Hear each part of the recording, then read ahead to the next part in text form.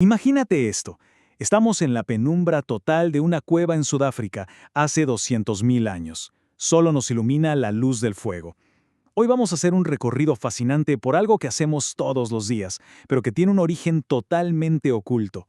Nuestra búsqueda implacable por sobrevivir a la noche y, por supuesto, descansar. Y es que, piénsalo, la piedra fría y dura de una cueva era una amenaza real para la salud. Así que el instinto despertó el ingenio humano. Empezamos a entrelazar hojas de hierba para crear nuestros primeros lechos. Pero lo más sorprendente es lo que había justo debajo de estas camas primitivas. Unas densas capas de ceniza blanca. ¿Y para qué la ceniza? Te sorprenderá saber que no era simplemente basura. Era un arma. Nuestros ancestros usaban esa ceniza deliberadamente para deshidratar insectos y plagas que caminaban por ahí. Además, quemaban arbustos específicos para purificar y sanear el aire. Básicamente estamos viendo el nacimiento absoluto de la higiene humana. Es tecnología de supervivencia pura. Ahora, demos un salto gigante en el tiempo hasta el año 3600 a.C. en Persia. Aquí la idea del confort muta de forma radical. ¿Te imaginas coser pieles de cabra y llenarlas de agua para que absorban el calor del sol durante el día? Bueno, así inventaron literalmente el primer soporte líquido de la historia, el primer colchón de agua, por así decirlo. Luego llegaron los egipcios y elevaron el descanso al siguiente nivel. Separarse del suelo se convirtió en el máximo símbolo de estatus y poder. Y los romanos, por su parte, llevaron esta idea al extremo, rellenando sus camas con lana fina y plumas de ave. El lecho ya no era solo para dormir, se transformó en el centro social, una especie de trono para comer y convivir. Pero entonces llegó la Edad Media a Europa, trayendo consigo castillos de piedra gélida. La solución para el frío, el calor humano. Empezaron a construir muebles gigantescos. Hablamos de camas de proporciones masivas, donde familias enteras e incluso invitados de honor compartían el calor corporal bajo mantas súper pesadas. Era un verdadero refugio compartido. Avancemos a los siglos XV y XVI en España.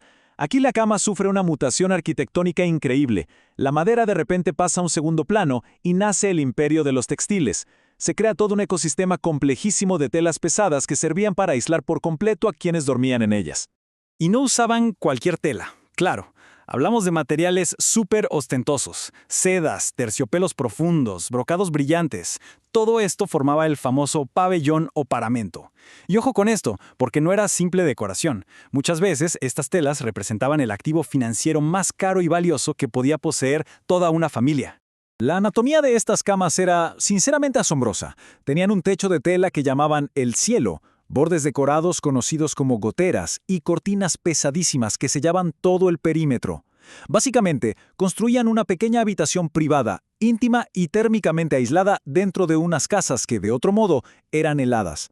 Pero, como te podrás imaginar, tanta opulencia a veces escondía una trampa. Resulta que las dotes matrimoniales dependían muchísimo de estas telas, así que nació un fenómeno cultural buenísimo llamado el engaña yernos. Las familias creaban falsificaciones visuales, auténticas ilusiones ópticas para fingir riqueza y deslumbrar a los futuros yernos. Puro estatus fabricado.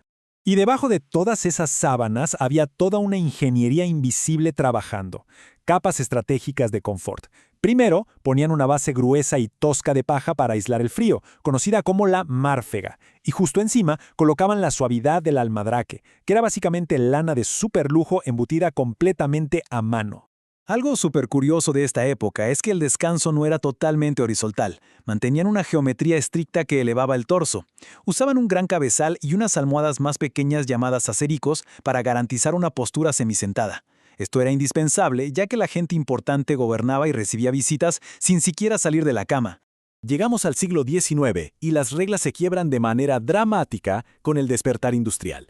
Resulta que los pesados resortes de acero que se usaban para amortiguar los carruajes tirados por caballos inspiraron una nueva era.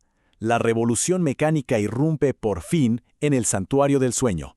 Es así como en 1865, un inventor alemán llamado Heinrich Westphal patenta el mismísimo primer colchón de muelles.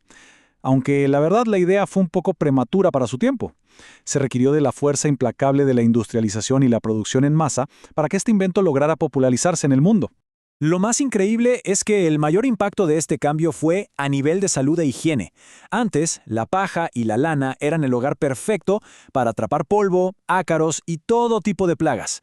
Los resortes de metal, en cambio, crearon un interior hueco, limpio y transpirable.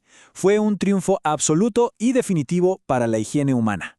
Luego, en el año 1900, James Marshall cambia el juego con los muelles ensacados. Imagina cada resorte aislado en su propia cápsula de tela, lo que lograba que el movimiento quedara completamente aislado. Este invento redefinió el concepto de descanso de lujo de la noche a la mañana, impulsado fuertemente por las cadenas de grandes hoteles. Ahora, hagamos una pausa aquí para ver el panorama completo, porque mientras Europa se llenaba de acero industrial, otras partes del mundo sostenían su propia sabiduría ancestral. En América, por ejemplo, vemos una adaptación orgánica impecable, desde los petates tejidos de palma sobre el suelo hasta las hamacas suspendidas en el aire, ergonomía pura y 100% ventilada. Y Japón trazó una ruta basada en la armonía y una profunda sencillez. Sus tradicionales futones de algodón sobre el firme tatami de paja de arroz rechazaban por completo esa elevación ostentosa europea de la que hablábamos hace un momento. Ellos mantuvieron una conexión espiritual intacta con la tierra y los materiales naturales. Volvamos al siglo XX. Aquí es donde la ciencia toma el control del descanso. En 1926 irrumpe la espuma de látex vulcanizado. Es en este momento cuando el confort abandona el campo, abandona la herrería y empieza a nacer directamente en los laboratorios. Bienvenidos a la era sintética. Y para la década de 1970, la ingeniería espacial literalmente aterriza en nuestros dormitorios. La NASA desarrolla la espuma viscoelástica, el famoso memory foam, para aliviar la presión sobre los astronautas en órbita. Un hito científico impresionante que, en un parpadeo, conquistó todo el mercado global de consumidores. Pero, claro, sentir esa sensación de gravedad cero tiene un precio bastante oscuro. Estamos hablando de espumas de poliuretano, materiales que nacen a base de petróleo. Son compuestos químicos que sí, garantizan esa ingravidez increíble, pero dejan a su paso un impacto ambiental severo y una huella ecológica terriblemente pesada. Y los expertos apuntan a una crisis ineludible en este siglo XXI. Tal como afirman las voces dentro de la industria, la supervivencia de materiales como el viscoelástico 100% sintético está muy en duda.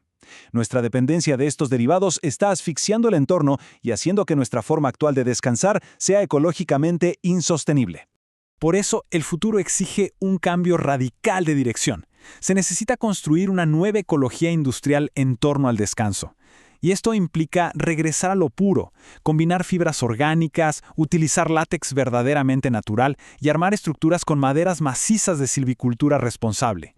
Es buscar esa fusión vital entre la anatomía moderna y la naturaleza. Han pasado 200 millones de años de evolución tecnológica para llegar hasta aquí. Hemos viajado desde aquella cueva en Sudáfrica hasta los laboratorios de la NASA. Pero hoy nos damos cuenta de que el máximo lujo al final del día es regresar a una armonía sostenible con la naturaleza. Después de milenios enteros buscando la comodidad absoluta, ¿estamos realmente listos para dormir tranquilos sin agotar a nuestro planeta?